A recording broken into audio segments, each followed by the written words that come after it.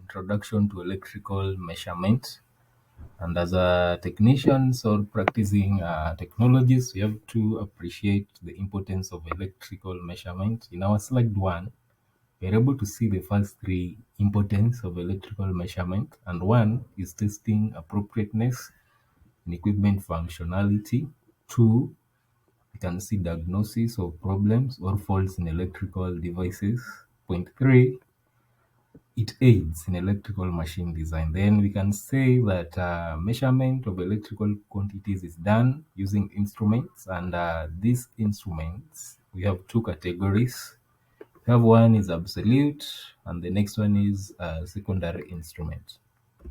Then moving to the next slide, we see the types of electrical instruments, and one, we have the digital instrument. For example, we have what we call digital multimeter, which is widely used by the electrical technicians.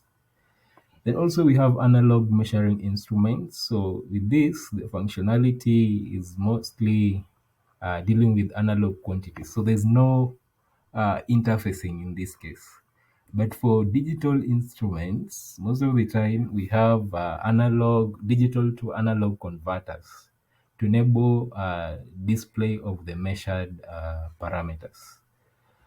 Then we have to move to now slide 3, and in this slide we look at the advantages of digital instruments.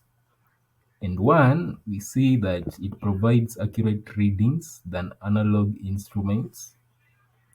So meaning that if you want to measure a quantity, there is an improved accuracy as compared to analog, where has risks of breakdown and all that. Then point two, we have human error is very less.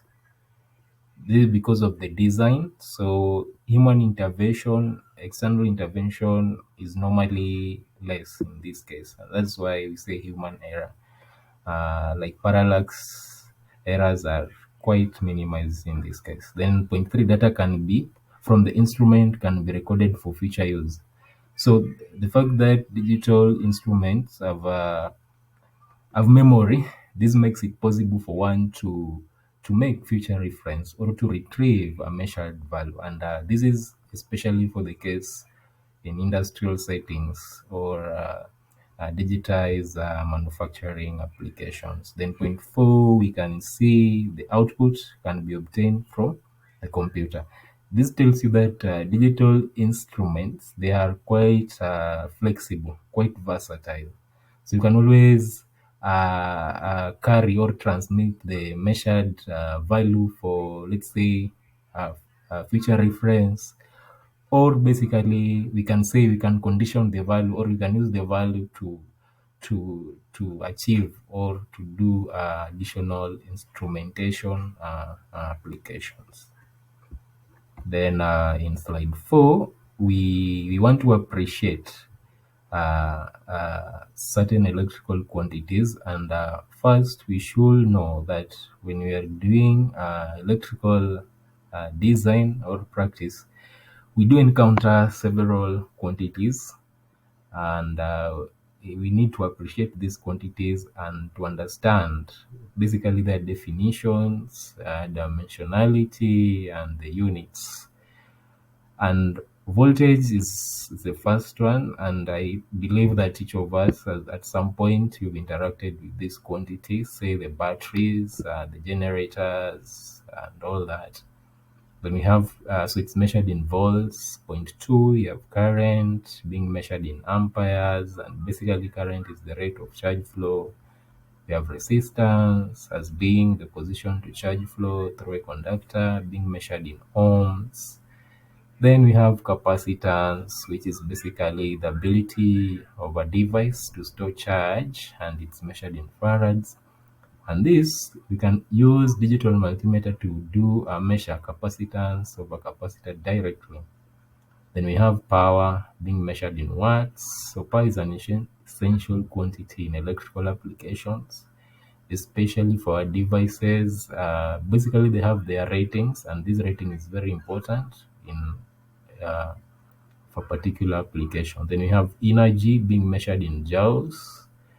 Then we have current density being measured in ampere per meter square, then resistivity. So in this our presentation or for this lesson, we've seen what we mean by electrical quantities. As a, or to just do a recap, we've seen the importance of electrical measurement, why we need to do it. Then we've seen the categories or classes, the digital and the analog, and a bit of electrical quantities. So I believe that this one is going to be a guide and an eye opener, so that in our next lesson, when we begin to now discuss the procedures of measuring these quantities, each of you will be amply acquainted. So thank you very much for your time as we look forward to the next lesson.